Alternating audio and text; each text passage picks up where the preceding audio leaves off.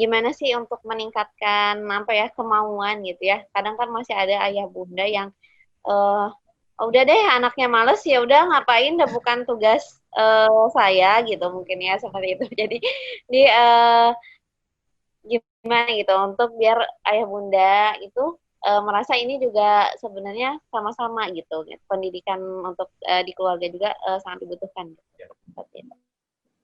Itu mungkin bisa dibantu apa namanya jawabannya seperti apa gitu.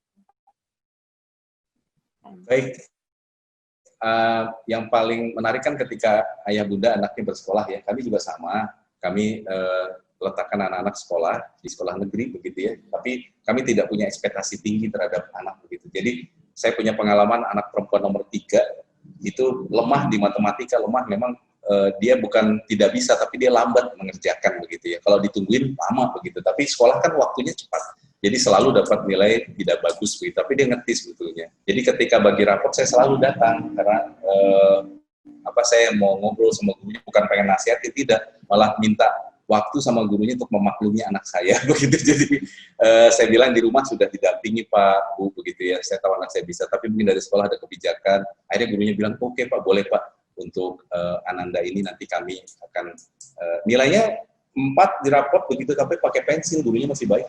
Saya bilang nggak apa-apa juga, nggak masalah juga kalau memang harus di bawah angka itu, enggak Pak, nanti kami tahu masalahnya, dia bilang gitu kan, nanti kami bantu. Jadi ada pembicaraan sama sekolah. Jadi walaupun saya tahu konsep pendidikan dan aktif di sekolah, tapi tidak pernah datang ke sekolah sebagai orang yang tahu pendidikan begitu. Jadi orang tua murid biasalah begitu ya, yang hanya meminta pada Bapak Ibu guru pengertian sama anak-anak. Jadi kita ada orang yang tidak punya ekspektasi terhadap nilai rapor, mereka berjuang, mereka dapat segitu, itu yang kita rayakan, gitu. Itu hasil mereka, tapi mereka tidak boleh berhenti untuk mencoba, itu yang satu hal yang kita tekankan.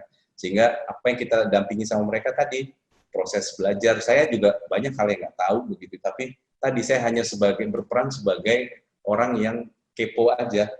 Saya juga nggak ngerti nih matematikanya mereka begitu ya. Saya nggak ngerti juga pelajaran mereka, tapi saya kepo dan terus mau menyemangati begitu kami berdua begitu, karena ternyata sejalan juga kami jadi teman tubuh, teman belajar. Jadi yang kan kalau di Korea Toibah ya, tempatnya Pak Bahrudin ya, Pak Bahrudin itu guru matematika itu bukanlah orang yang tahu matematika, tapi yang justru tidak tahu, jadi sama-sama cari tahu begitu. Nah, kemampuan kami cuma tadi saja, sama-sama cari tahu, membuat mereka penasaran, kan begitu, membuka kalau sekarang sih udah enak banget, banyak banget ya link-link yang bisa dipelajarin. Kalau dulu mau nggak mau, kita ajak ke toko buku, ya kita rutin ke toko buku, kita ajak, saya sambil cari-cari juga, nih ada bagus, coba dibaca, oh bukan ini, oh ya, cari lagi begitu. Jadi karena kami tahu yang penting adalah mereka beroleh kecakapan berpikir sebetulnya. Itu yang sampai sekarang jadi assessment saya terhadap anak-anak ya. Kalau diskusi sama mereka, kami diskusi intens sekali begitu, ngobrol itu udah mungkin karena bawaan budaya kali ya, jadi sangat ngobrol.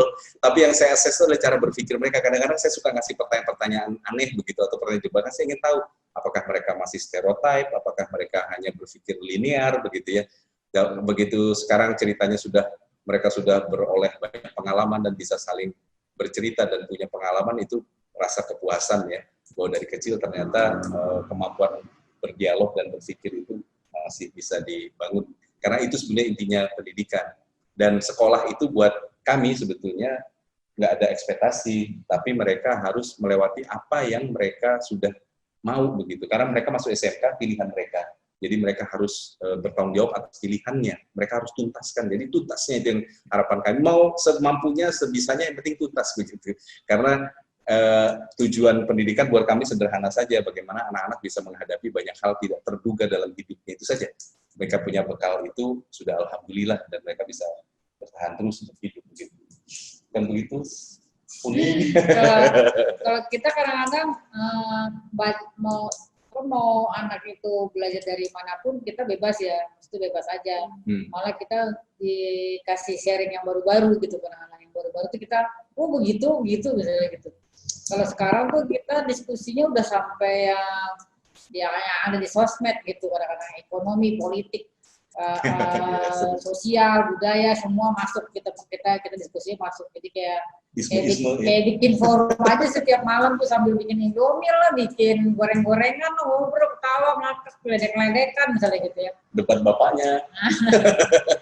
Nah, kalau kita berpikir namanya literasi itu tidak berbentuk hanya sebagai buku ya. Jadi nggak, ke toko buku itu waktu yang SD mereka pilih buku yang mereka suka. Tapi pas arah-arah ke mau akil balik itu kita banyak bertualang. Justru mereka dapat dari banyak travel, gitu, banyak jalan-jalan, gitu, dari mulai naik bis, naik kereta, naik pesawat, terus ke tempat ini, tempat itu, udah ke air terjun lah, ke daerah gunung lah, pantai lah, gitu. Jadi itulah yang membuka si wawasannya mereka, gitu. Jadi nggak hanya satu sumber terus mereka jadi agak sedikit istilah tuh julid gitu. Mereka nggak julid. yang julid itu satu sumber misalnya gitu, jadi itu aja dipegang gitu ya. Intinya gitu, jadi kita ya intinya sih kita yang belajar sih sebenarnya. Yes. Mereka lah yang jadi ngasih tahu, intinya gitu. Dan apa namanya kan ada hal menarik, anak pertama kami kan sudah menikah nih, sudah punya anak. Lagi ada di rumah nih, jadi dia meninggalkan rumahnya sebentar dan ditinggal sama kita ya sebulan nih, jadi ada cucu di rumah. Saya cerita sama dia dulu tuh agak sulit membaca, jadi baca buku tuh sulit, tapi saya yakinkan sama istri saya ketika dia suka sesuatu pasti dia cari bacaannya, begitu ya, dan terjadi. Tapi dia bukan pembaca yang setia membaca seperti adik-adiknya ya, dia memang anak yang langsung mengerjakan. Tapi saya cerita, itu ada rak buku saya di ruang tamu, itu isinya bukunya macam-macam, jadi saya buku tuh nggak pernah sejenis dan sepaham gitu. Buku aneh-aneh pun ada gitu ya, saya taruh itu, pemikiran macam-macam ada. Saya tanya sama dia, Ling, ini sengaja Abah taruh supaya aksesnya mudah. Abah nggak taruh di kamar Abah, karena yang baca Abah biasanya kan gitu ya. Tapi sengaja taruh di ruang ini, kenapa coba? Dia baru mikir, oh iya ya, Malik juga kalau nggak ada kerjaan, Bah, suka ngambil-ngambil nih buku dari sini gitu kan.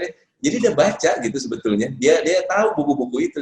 Jadi saya bilang, saya sengaja taruh di luar. Dan bukunya buku saya semua, nggak ada buku anak-anak begitu. Tapi dia bilang, iya, tapi benar sih, Bah, kalau nggak sadar dia ambil, dia baca, dan dia tahu tempat-tempatnya. Jadi anak-anak juga begitu. Jadi saya pikir mungkin aksesnya aja ya yang harus dibangun, dan ekspektasinya mungkin jangan terlalu tinggi gitu. Ketika anak-anak sudah dapat sesuatu dan bisa kita ujikan dengan cara ngobrol gitu, mungkin itu lebih rasanya lebih plong gitu daripada tuntutan begitu jadinya begitu.